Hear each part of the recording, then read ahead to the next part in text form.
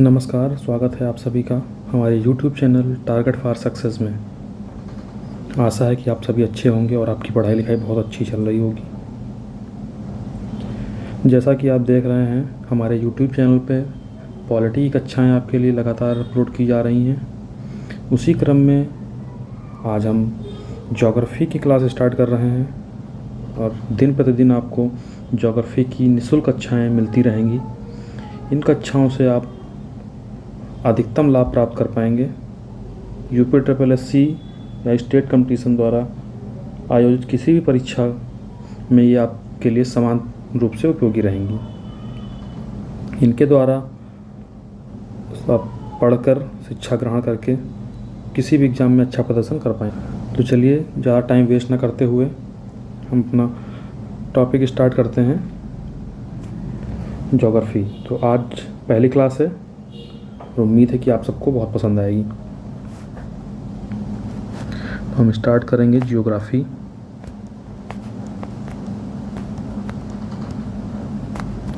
भूगोल। वीडियो देखने में या समझने में अगर आपको कोई परेशानी आती है तो आप कमेंट के माध्यम से हमें ज़रूर सूचित करें। हम अपने आने वाली वीडियो में वो सारे आपके द्वारा सुझाए गए जितने भी सुझाव होंगे हम उनको अमल में लाने की पूरी कोशिश करेंगे। ज्योग्राफी पढ़ने के लिए हमें ज्योग्राफी को दो भागों में हम डिवाइड करते हैं। एक तरफ विश्व का भूगोल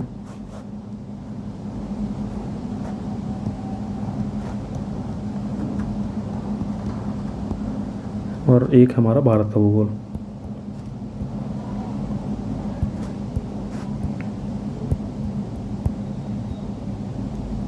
विश्व के भूगोल में हम संपूर्ण विश्व के बारे में अध्ययन करते हैं।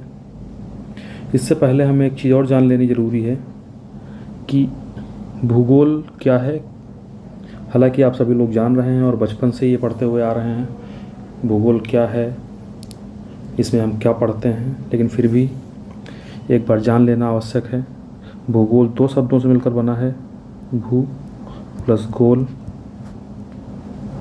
या जियो प्लस ग्राफी। जियो का मतलब भू और ग्राफी का मतलब अध्ययन, जो आप बचपन से ही पढ़ते हुए आ रहे हैं। तो इसमें हम संपूर्ण पृथ्वी का भिन्न भिन्न पॉइंट ऑफ व्यू से अध्ययन करते हैं। मानव भूगोल, हम खगोल भूगोल का अध्ययन करते हैं, हम मानव भूगोल का अध्ययन करते हैं। ऐसे तमाम शाखाएं हैं भूगोल की, लेकिन आपको इतने डीप जाने की आवश्यकता नहीं है। आपका एग्ज़ाम इसकी डिमांड भी नहीं करता है। हम आपको वही पढ़ाएंगे या इस कक्षा में आपको वही डिलीवर करेंगे जो आपके एग्ज़ाम के पॉइंट ऑफ व्यू से वेरी इंपॉर्टेंट है। तो जब हम विश्व का भूगोल का अध्ययन करते हैं तब हम देखते हैं कि विश्व के परिप्रेक्ष्य में पहाड़ कौन से पहाड़ हैं, कौन से महाद्वीप कौन से हैं, महासागर कौन से हैं, किस महाद्वीप में कौन सा देश है, उस देश के अंदर क्या भौगोलिक विषमताएं हैं, राजनीतिक विषमताएं क्या हैं, सब कुछ उसमें पढ़ते हैं हम। पठार हैं, कौन सी नदियां हैं, कौन सा अयस्क कहाँ पाया जाता है, कौन सा मिनरल है, कौन सी फसल कहाँ पाई जाती है, मिट्टी कैसी है, आदि आदि आदि। जब हम भारत के भूगोल की बात करते हैं तो इन्हीं बिंदुओं पर हम अध्ययन भारत के लिए करते हैं। चूँकि हम भारत देश के निवासी हैं, इसलिए हमारे एग्ज़ाम के पॉइंट ऑफ व्यू से अगर देखा जाए तो भारत का भूगोल हमारे लिए ज़्यादा इम्पोर्टेंट है। तो हम पहले स्टार्ट करेंगे भारत का भूगोल। भारत का भूगोल समाप्त होते ही हम आपको विश्व का भूगोल पढ़ाएंगे। तो आइए आज स्टार्ट करते हैं भारत का भूगोल, इंडियन ज्योग्राफी।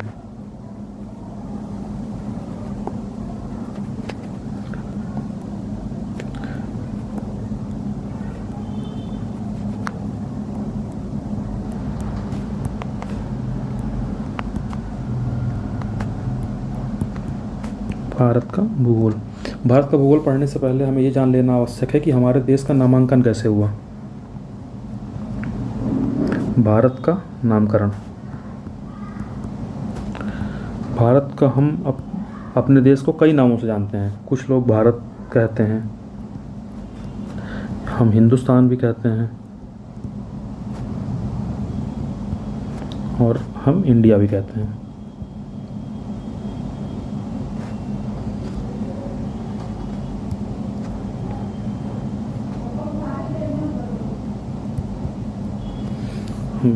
तो हम जानेंगे कि हमारे देश का नाम भारत कैसे पड़ा, हिंदुस्तान कैसे पड़ा, इंडिया कैसे पड़ा। भारत हमारा ऋग्वैदिक काल में, आपने इतिहास में पढ़ रखा होगा, अगर नहीं पढ़ा है तो आप आगे पढ़ेंगे। उस समय के शक्तिशाली कबीला हुआ करता था भरत। भरत कबीला शक्तिशाली कबीला था, उसी के नाम पे हमारे देश का नाम भारतवर्ष पड़ा, और जो कालांतर में अब भारत हो गया। दूसरा हम बात करते हैं हिंदुस्तान की, और ये आपके लिए इम्पॉर्टेंट है। यहाँ से आपसे क्वेश्चन पूछा जाएगा, कभी भी किसी भी एग्ज़ाम में पूछा जाएगा कि हमारे देश को हिंदुस्तान नाम किसने दिया। तो हिंदुस्तान और इंडिया दोनों नामों के पीछे जो एक रोल है वो हमारी पश्चिम में, हमारे देश के, जब हमारा देश विभाजित नहीं हुआ था तो उस समय हमारे देश में बहती थी सिंधु नदी। सिंधु नदी के आधार पे ही हमारे देश का हिंदुस्तान और इंडिया नाम दिए गए हैं। तो हिंदुस्तान नाम हमें दिया गया ईरानियों द्वारा। ईरान से आए हुए लोगों ने हमें हिंदुस्तान नाम दिया, या फिर इन्हें आप पर्सिया भी कह सकते हैं, पर्सियन, पारसी। इनमें से कुछ भी आपको एग्ज़ाम में मिलेगा तो आप टिक करेंगे उस पर। ये लोग जब भारत आते हैं तो सिंधु रिवर को ये लोग हिंदू कहते हैं। उनकी वर्णमाला की अपनी लिमिटेशंस होंगी, जिसके आधार पर उन्होंने सिंधु को हिंदू कहा और सिंधु के आसपास जो क्षेत्र था उसे उन्होंने हिंदुस्तान कहा। तो यहाँ से हमारे देश का नाम हिंदुस्तान पड़ता है। इसे आप याद रखेंगे, आपसे ये क्वेश्चन पूछा जाएगा यहाँ से, और इसको आप नोट कर लीजिए, ये आपके लिए इम्पॉर्टेंट है। अब बात करते हैं इंडिया की। हमारे देश का नाम इंडिया कैसे पड़ा आखिर? तो यूरोप से आने वाले जो लोग थे उन्होंने सिंधु रिवर को इंडस रिवर कहा। आपने देखा होगा आज भी हम इंडस रिवर ही कहते हैं, इंग्लिश में हम सिंधु रिवर को इंडस रिवर ही कहते हैं। इंडस रिवर कहा, और इसी वर्ड इंडस के आधार पे जो इसके आसपास का क्षेत्र था उसे इंडिया कहा गया। चूँकि ये लोग पश्चिम से आए हुए थे, इसी रास्ते से आए हुए थे, तो पहले इनमें सिंधु रिवर मिलती, तो उसके आधार पर उन्होंने नाम रख दिया। आइए आगे देखते हैं। कहीं कहीं अगर बौद्ध अभिलेख की आप बात करेंगे, ये भी आपके लिए इम्पोर्टेंट क्वेश्चन रहेगा। बौद्ध अभिलेखों की अगर हम बात करें, ये आप नोट कर लीजिएगा, ये कई एग्जाम में पूछा जा चुका है। बौद्ध अभिलेखों में हमारे देश का नाम जम्बू द्वीप भी मिलता है, जम्बू द्वीप, ये आप याद रखेंगे। आगे चलते हैं, देखते हैं भारत की स्थिति और विस्तार। यहाँ से आपके 1 से 2 क्वेश्चन हमेशा बनते हैं, हर एग्ज़ाम में बनते हैं। स्थिति एवं विस्तार।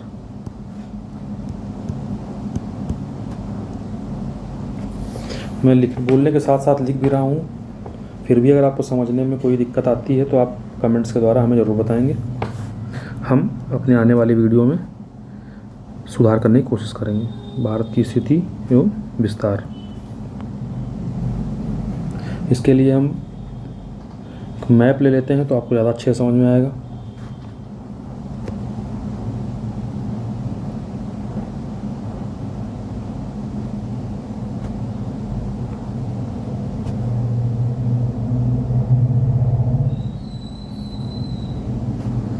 ये हमारा प्यारा भारत।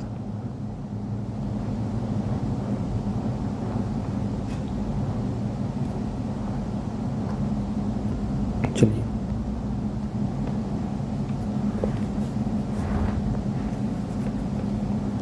हमारे देश की हमारे देश को अगर आप देखेंगे ध्यान से, तो ये उत्तर हो गया, ये दक्षिण हो गया, ये पूर्व हो गया, ये पश्चिम हो गया।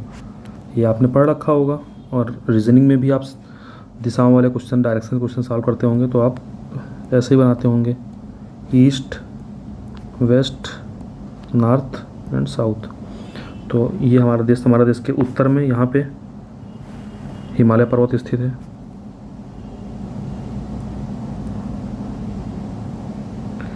मैं कलर ले लेता हूँ।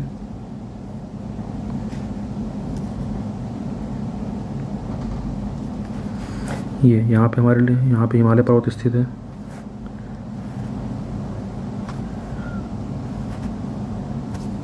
ये उत्तर में हमारे हिमालय स्थित है, दक्षिण में हिंद महासागर,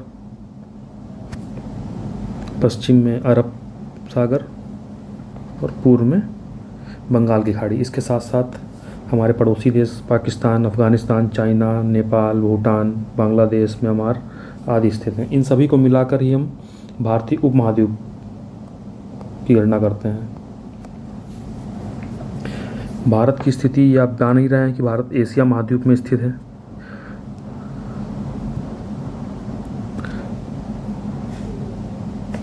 भारत एशिया महाद्वीप में स्थित है, लेकिन यहाँ से आपसे क्वेश्चन पूछा जाता है कि भारत एशिया महाद्वीप में भारत की स्थिति क्या है।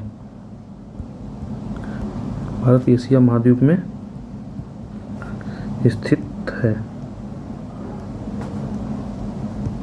यहाँ से क्वेश्चन आता है कि भारत एशिया महाद्वीप में भारत की स्थिति क्या है। तो एशिया महाद्वीप में हम दक्षिण में स्थित हैं। हमारी स्थिति एशिया महाद्वीप में लगभग दक्षिण में है। ये आप याद रखेंगे और किसी भी एग्ज़ाम में आपसे पूछा जाएगा कि भारत की स्थिति क्या है, तो इसलिए हम दक्षिण में स्थित है। एशिया महाद्वीप की बात अगर की जाए और एशिया महाद्वीप में हम दक्षिण में स्थित हैं। आइए अब देखते हैं स्थिति और विस्तार। भारत, एक क्वेश्चन और काफ़ी इम्पोर्टेंट रहा है, पूरा पिछले काफ़ी समय से देखा जा रहा है कि भारत की आकृति कैसी है।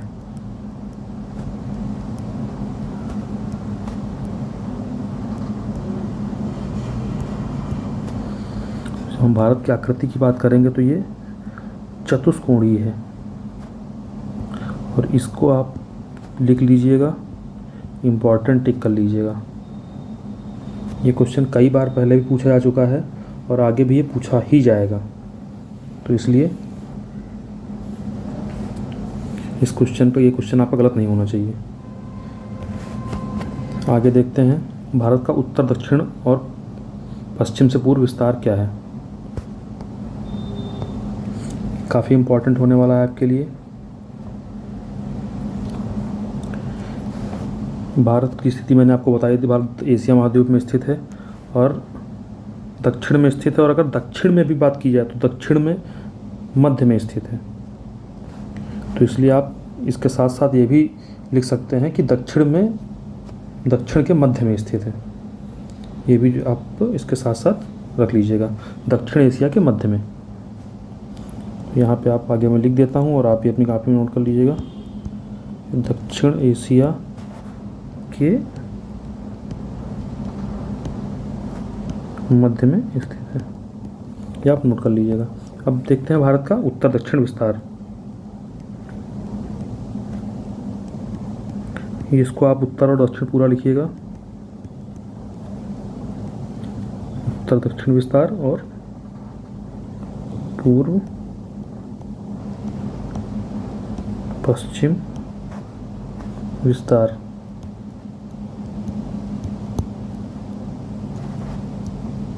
आइए देखते हैं, ये है हमारा प्यारा भारत।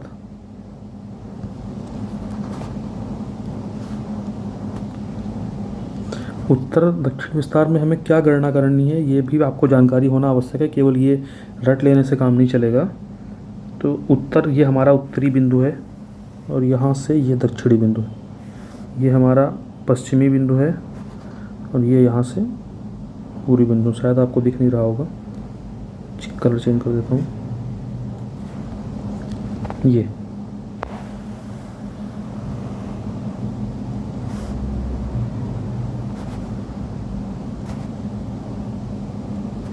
हो गया।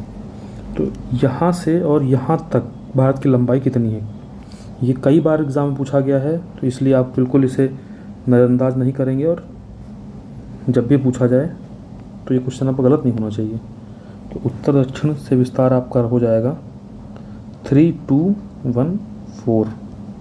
किलोमीटर। जब बात आती है पूर्व से पश्चिम की तो ये है 2933 किलोमीटर। आप इसको याद रखेंगे, ये आप नोट कर लीजिएगा।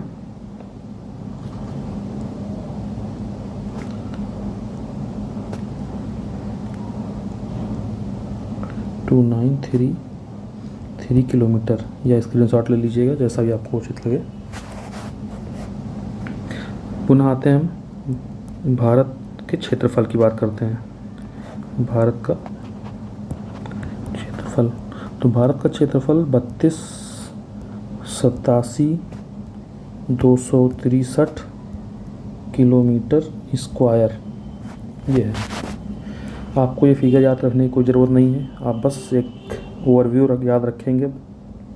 Lakh kilometre square, lakh kilometre square, आप ये याद रखेंगे।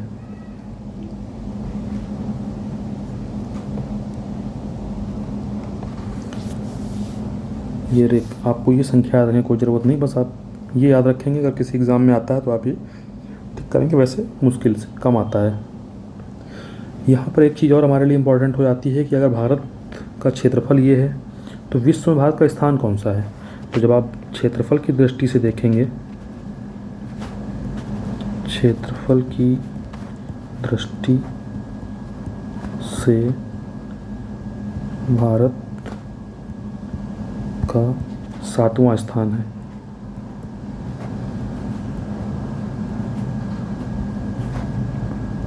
सातवां स्थान है।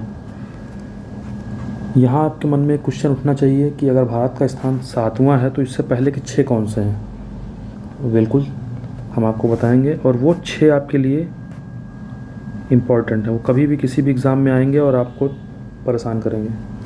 तो पहला स्थान है विश्व में सबसे ज़्यादा क्षेत्रफल रूस का है, सबसे बड़ा देश रूस। सेकंड नंबर पे हमारा Canada. Third one USA. Fourth one चीन। Fifth Brazil.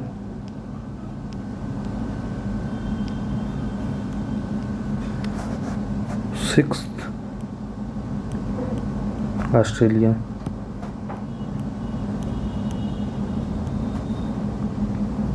सेवेंथ आपको पता है भारत। ये आप याद रखेंगे और आपके लिए इम्पोर्टेंट होने वाला है। ये तो हो गया भारत का विस्तार। इसके साथ हमें देखना चाहिए भारत का खगोलीय विस्तार। ग्लोब पर भारत की स्थिति क्या रहेगी, तो हम देखते हैं ग्लोब पर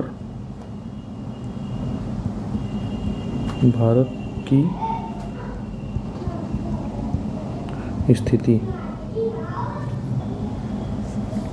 तो जब हम ग्लोब पर भारत की स्थिति देखते हैं तो भारत उत्तरी गोलार्ध में स्थित देश है।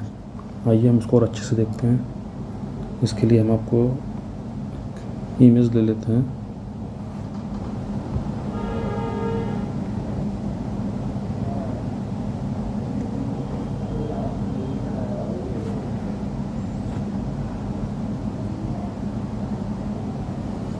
ये हमारा ग्लोब है। ये ग्लोब हमने इसलिए लिया है क्योंकि ये मैं आपको उत्तरी गोलार्ध दक्षिणी गोलार्ध के बारे में स्पष्ट करना चाह रहा था। तो ये देखिए, ये हमारी यहाँ पे एक रेखा खींची हुई है 0 डिग्री। 0 डिग्री के उत्तर में उत्तरी गोलार्ध और दक्षिण में दक्षिणी गोलार्ध है। तो हमारा भारत इस विषुवत रेखा के उत्तर में स्थित है, इसलिए हम भारत की स्थिति उत्तरी गोलार्ध में। तो अगर हम बात करेंगे अक्षांश की, तो अक्षांशीय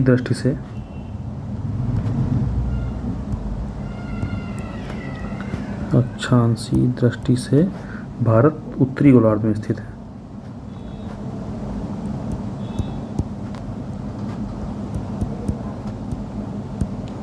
ये आपको समझ में आ गया। अभी भी मैंने समझा दिया कि उत्तरी गोलार्ध और दक्षिणी गोलार्ध का डिसीजन हम कैसे करते हैं। तो अक्षांशीय दृष्टि से भारत उत्तरी गोलार्ध में स्थित है। अब आइए, अगर उत्तरी गोलार्ध में भारत स्थित है तो हम अक्षांशीय विस्तार भी यहीं देख लेते हैं साथ साथ। तो भारत का अक्षांशीय विस्तार जो है वो आपको देखने को मिलेगा 6 डिग्री 4 मिनट से 37 डिग्री 6 मिनट उत्तरी। ये लिखना यहाँ पे बहुत इम्पॉर्टेंट है। इसके बिना अगर आप कहीं भी क्वेश्चन आता है और आप ये लिख देते हैं और उत्तरी नहीं लिखते हैं तो आपका क्वेश्चन गलत हो जाएगा।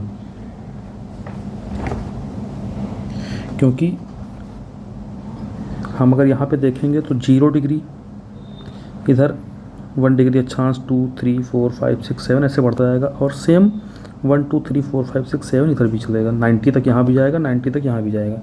तो अगर आप यहाँ पे उत्तरी या दक्षिणी मेंशन नहीं करते हैं तो ये स्पष्ट नहीं हो पाएगा कि यह हम उत्तरी गोलार्ध की बात कर रहे हैं या हम दक्षिणी गोलार्ध की बात कर रहे हैं। तो इसलिए यह बहुत आवश्यक है कि आप इसके बाद उत्तरी या दक्षिणी गोलार्ध अवश्य लिखेंगे। तो भारत की स्थिति उत्तरी गोलार्ध में, इसलिए हमने यहाँ पे उत्तरी लिख दिया है। आइए ये भी समझ लेते हैं कि ये कैसे भारत के मैप पे हम इसको भी देख लेते हैं। ये है हमारे भारत का मानचित्र। तो 6 डिग्री 4 मिनट ये हम मानते हैं भारत है। यहाँ पे कहीं पे अगर हम इसे ग्लोब पे देखेंगे तो यहाँ कहीं पे विषुवत रेखा होगी, यहाँ कहीं विषुवत रेखा होगी 0 डिग्री। जब हम इससे उत्तर की ओर चलेंगे, नॉर्थ की ओर, तो यहाँ पे जहाँ से हमारा भारत, कलर चेंज कर देता हूँ ताकि आपको आसानी से दिख जाए, हमारे भारत की ये यहाँ शुरुआत होती है। तो ये बिंदु जो भारत का है इसकी 6 डिग्री 4 मिनट, यहाँ भारत की स्थिति 6 डिग्री 4 मिनट है। ये भारत का दक्षिणी बिंदु है। इसके नीचे भारत का कोई भी भूमि स्थित नहीं है। यहाँ पे ये भारत का दक्षिणतम बिंदु, यहाँ से भारत की शुरुआत, अगर हम दक्षिणतम बिंदु भारत का देखेंगे तो 6 डिग्री 4 मिनट से हमारे भारत की भूमि का शुरुआत होता है। यही हम जब उत्तरी भाग में देखेंगे तो यहाँ पे 37 डिग्री 6 मिनट है। ये बिंदु हमारा जो उत्तरी बिंदु है ये 37 डिग्री 6 मिनट पर स्थित है।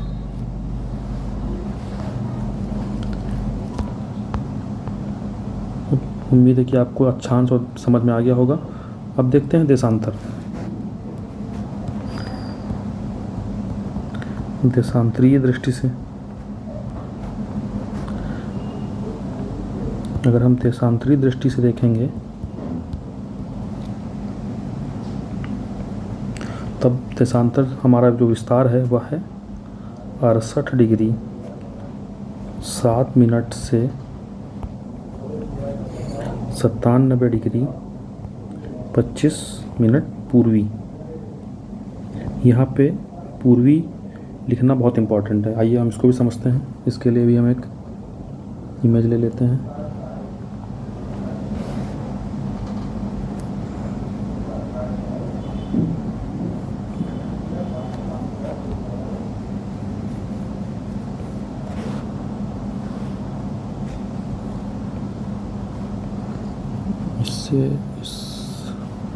इसे कट कर देते हैं। ये दूसरी इमेज लेते हैं, वहाँ से आपको ज़्यादा अच्छा समझ में आएगा।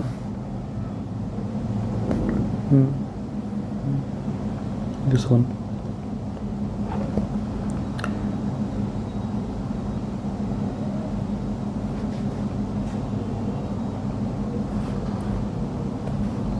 देखिए ये है हमारा भारत। अक्षांश मैंने अभी आपको समझाया है, यह 0 डिग्री है। ये देखिए भारत अंडमान निकोबार द्वीप समूह हमारा यहाँ से स्टार्ट होता है और ये भारत यहाँ तक जाता है। ये 30 डिग्री है। इसके ऊपर यहाँ पे कहीं पे 37 डिग्री 6 मिनट रहेगा और यहाँ पे ये 6 डिग्री 4 मिनट होगा। ये तो हो गया भारत का अक्षांशीय विस्तार। अब हम बात करते हैं देशांतर की। जब हम देशांतर की बात करेंगे तो पहले ये हमें जानना आवश्यक है कि देशांतर होते क्या हैं। अक्षांश हमने पढ़ लिया। पृथ्वी पर काल्पनिक रेखाएं खींची गई हैं अक्षांश और देशांतर के रूप में। इनकी ज़रूरत हमें इसलिए पड़ी कि पृथ्वी पर किसी एक स्थान विशेष का अगर हम आपको बताना चाहेंगे तो उसके लिए हमें किसी न किसी चीज़ की आवश्यकता होगी। अगर हमें बताना है कि भारत की स्थिति कहाँ पर है तो इसके लिए हमें बिना अक्षांश और देशांतर के बताना संभव नहीं था, इसलिए हमने अक्षांश और देशांतर एक काल्पनिक रेखाएं खींची। ऐसी कोई भी रेखाएं पृथ्वी पर नहीं है, ये हमने काल्पनिक अपनी सुविधा के लिए ये रेखाएं खींच रखी हैं। ये जितनी लेटी हुई लाइनें हैं सब अक्षांश हैं और जितनी खड़ी खड़ी लाइनें हैं ये देशांतर हैं। पृथ्वी का जो केंद्र है, केंद्र से जाने वाली रेखा 0 डिग्री अक्षांश मान लिया गया और केंद्र से समान कोणीय दूरी दोनों तरफ, देखिए ये है, यहाँ से समान कोणीय दूरी, ये समान कोणीय दूरी हुई, इसे मिलाने वाली रेखा अक्षांश कहलाती है। और दोनों पृथ्वी के दोनों उत्तरी और दक्षिणी ध्रुवों को जो मिलानी रेखाएं खींची गई हैं पूरी पृथ्वी पर, उन्हें हम देशांतर कहते हैं। तो आइए देखते हैं भारत का देशांतरी विस्तार क्या है। ये भारत का देशांतरी विस्तार मैंने आपको बता दिया, 68 डिग्री 7 मिनट से 97 डिग्री 25 मिनट पूर्वी देशांतर। हमारा देश पूर्वी गोलार्ध में स्थित है। ये आपका 0 डिग्री है। इसके अगर आप यहाँ से इधर गति करते हैं तो यह पश्चिमी हो जाएगा और यहाँ से इधर की गति करते हैं तो यह पूर्वी कहलाएगा। इसलिए हम पूर्वी हमारा देश पूर्वी गोलार्ध में स्थित है। आप ये याद रखेंगे, कई बार क्वेश्चन पूछा गया है कि भारत की स्थिति क्या है, तो इसलिए आप इसको बिल्कुल अपने दिमाग में बिठा लीजिए कि भारत की स्थिति क्या है। तो भारत उत्तरी गोलार्ध में स्थित है और देशांतरी दृष्टि से पूर्वी गोलार्ध में स्थित है। और अगर ये भी पूछा जाता है कि पूर्वी गोलार्ध में कैसी स्थिति रखता है, तो पूर्वी गोलार्ध में मध्यवर्ती स्थिति रखता है। हमारा देश पूर्वी गोलार्ध में मध्यवर्ती स्थिति रखता है। देखिए ये 0 डिग्री है, लगभग इसके मध्य में दिख रहा है आपको भारत, पूर्वी गोलार्ध के लगभग मध्य में हमारा देश है, इसलिए हम इसको कहते हैं कि पूर्वी गोलार्ध में मध्यवर्ती स्थिति हमारे देश की है।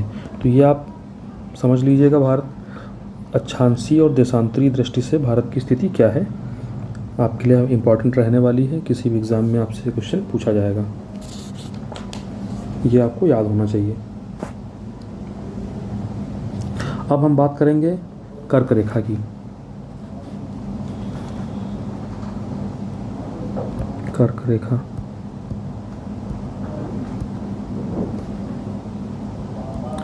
कर्क रेखा क्या है, आइए देखते हैं।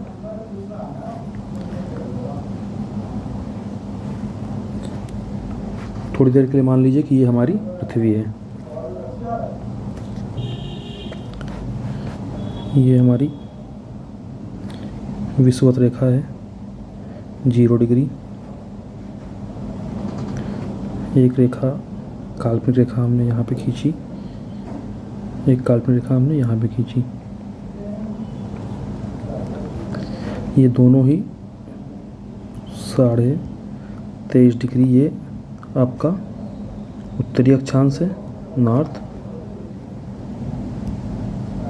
और ये 23.5 डिग्री साउथ। इसे ही हम कहते हैं कर्क रेखा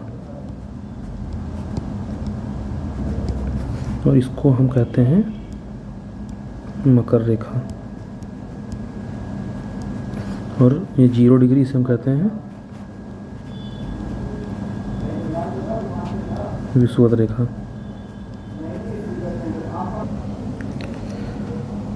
ये आपकी कर्क रेखा हो गई 23.5 डिग्री उत्तरी अक्षांश और 23.5 डिग्री दक्षिणी अक्षांश से मकर रेखा हो गई।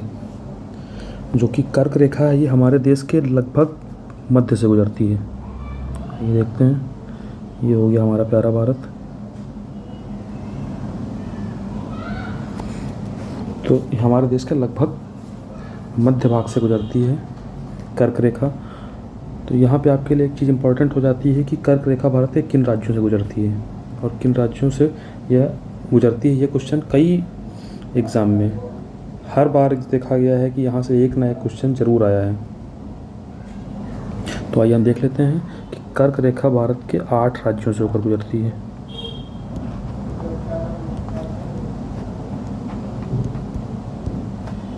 भारत के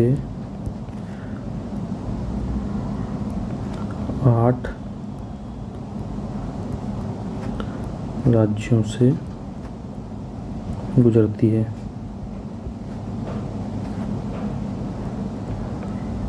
ये 8 राज्य कौन से हैं, ये आपके लिए इम्पोर्टेंट है और ये आपको याद होने चाहिए। गुजरात, अभी इसके बाद मैं आपको मैप पे भी दिखाऊंगा, यहाँ मैं लिख दे रहा हूँ आपकी सुविधा के लिए ताकि आप आसानी से नोट कर सकें। राजस्थान, मध्य प्रदेश, छत्तीसगढ़, झारखंड,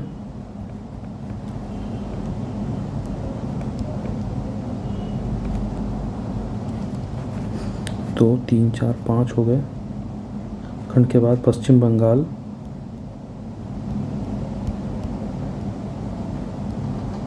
पश्चिम बंगाल के बाद का त्रिपुरा और मिजोरम।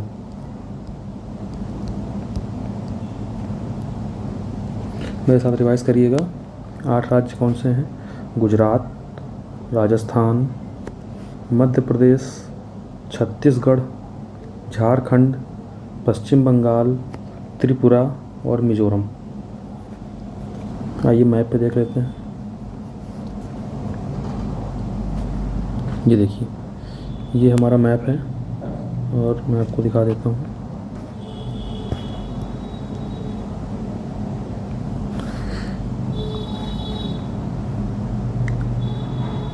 ये रेखा हम खींचे, पेन चेंज कर लेते हैं।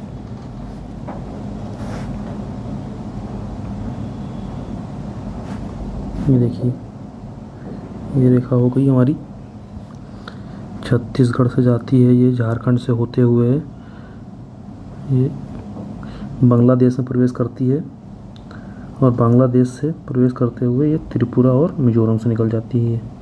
तो ये हमारा क्या हो गया, यहाँ पे हमारा हो गया गुजरात। हम आगे बढ़ेंगे, ये राजस्थान, मध्य प्रदेश, छत्तीसगढ़, झारखंड, पश्चिम बंगाल, त्रिपुरा और मिजोरम। कई बार आयोग ने क्वेश्चन पूछा हुआ है और उसमें आपको ऑप्शन में वो बिहार दे देते हैं और उसमें से पूछा जाता है कि ये किस इनमें से किस राज्य से नहीं गुजरती है, और वहाँ पे भी ऑप्शन में आपको बिहार मिल जाता है, क्योंकि पहले जब झारखंड बिहार से अलग नहीं हुआ था तब ये बिहार से गुजरा करती थी। इसलिए ये क्वेश्चन आयोग का बहुत ही फेवरेट क्वेश्चन है कि वो ऑप्शन में बिहार ऐड कर देते हैं और आपसे पूछते हैं कि कहाँ से नहीं गुजरती है, या फिर त्रिपुरा और मिज़ोरम या मिज़ोरम को हटा के वो मणिपुर कर देते हैं और फिर आप कंफ्यूज हो जाते हैं इसमें। तो इन 8 राज्यों को आप अच्छी तरह से याद कर लीजिए। आइए आगे बढ़ते हैं। अब देखते हैं भारत का मानक समय। भारत का मानक समय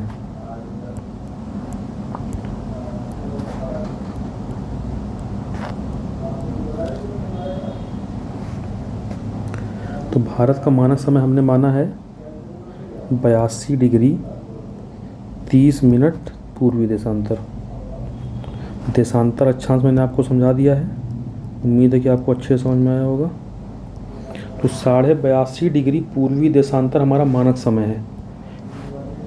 इस रेखा पे जो भी समय है वो हमारे देश, संपूर्ण देश का एक ही समय रहेगा। 82 डिग्री 23 मिनट पूर्वी देशांतर पे आज जो भी समय हुआ होगा हमारे पूरे देश में, उस समय पर्टिकुलर उस बिंदु पर वही समय माना जाएगा। यह रेखा हमारे देश के लगभग मध्य से होकर गुजरती है। आइए मैं आपको दिखाता हूँ, मैप ले लेते हैं हम।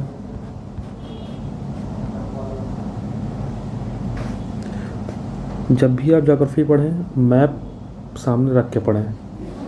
बिना मैप के पढ़ना ज्योग्राफी इजी नहीं होगा और आप चीज़ें भूल जाएंगे। जो आप चीज़ मैप में अगर आपने पढ़ रखा है तो वो चीज़ें आप कभी भी नहीं भूलेंगे। ये रेखा हमारी 82.5 डिग्री है। ये उत्तर प्रदेश से होते हुए छत्तीसगढ़ के बाद ये उड़ीसा और ये आंध्र प्रदेश से होते हुए निकलती है। ये है 82.5 डिग्री पूर्वी देशांतर। आपसे कई बार क्वेश्चन पूछा गया है कि यह किन राज्यों से गुजरती है, तो आप याद रखेंगे ये आपका हो गया यूपी हो गया। यूपी के बाद जब आप आगे देखेंगे तो ये आपका हो गया छत्तीसगढ़, ये आपका हो गया उड़ीसा और ये आपका हो गया आंध्र प्रदेश। और थोड़ा सा बिल्कुल छोटा सा भाग गया आपका एमपी से। तो यहाँ पे आपसे क्वेश्चन पूछा जाता है कि किन राज्यों से गुजरती है या नहीं गुजरती है, तो आप ये भी ध्यान रखेंगे कि एमपी में भी थोड़ा सा भाग एमपी से भी गुजरता है, तो आप इसमें एमपी को भी ऐड कर लेंगे। आइए मैं लिख देता हूँ,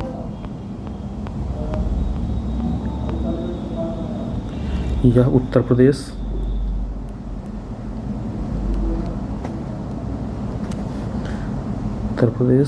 मध्य प्रदेश,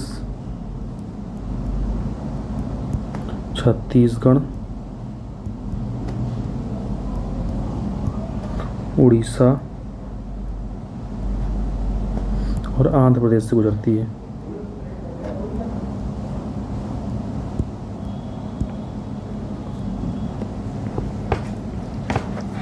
हमारा जो मानक समय है वह ग्रीनविच टाइम से, ग्रीनविच जो लंदन में स्थित है वहाँ से 5.5 घंटे आगे है, 5.5 घंटे आगे है। कई बार क्वेश्चन पूछा गया, आपने भी देखा होगा प्रीवियस ईयर पेपर्स में, कि हमारा टाइम 5.5 घंटे आगे है। और भारत का मानक समय लिया कहाँ से गया है, तो यह इलाहाबाद के पास, इलाहाबाद के पास एक स्थान है नैनी, इलाहाबाद में एक स्थान नैनी है, ये नैनी से लिया गया है। याद रखिए, कई बार एग्ज़ाम से पूछा गया है, तो ये आशा है कि आपका यहाँ से कोई क्वेश्चन नहीं छूटेगा।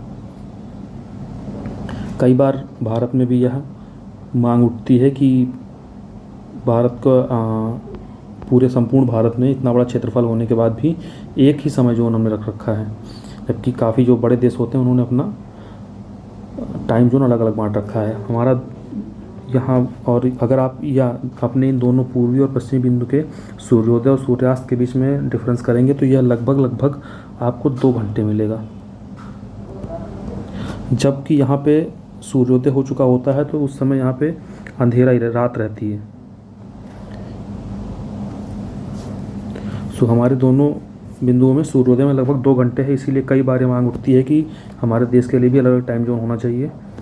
लेकिन हालांकि अभी ये मांग नहीं मानी गई है और अभी हमारे देश में एक ही टाइम जोन है। आपको इस यहाँ से क्या याद रखना है कि हमारा मानक समय 82.5 डिग्री पूर्वी देशांतर है, 5.5 घंटे जीएमटी से आगे है और कहाँ से गुजरती है। आपके कोई पॉइंट ऑफ व्यू से यही चीज़ें इंपॉर्टेंट हैं, इसके अलावा आपके लिए कुछ इंपॉर्टेंट नहीं है। तो आज की क्लास में फ़िलहाल इतना ही। अगली कक्षा में हम भारत के पड़ोसी देश, भारत का सागरी क्षेत्र आदि के बारे में चर्चा करेंगे। तब तक के लिए नमस्कार।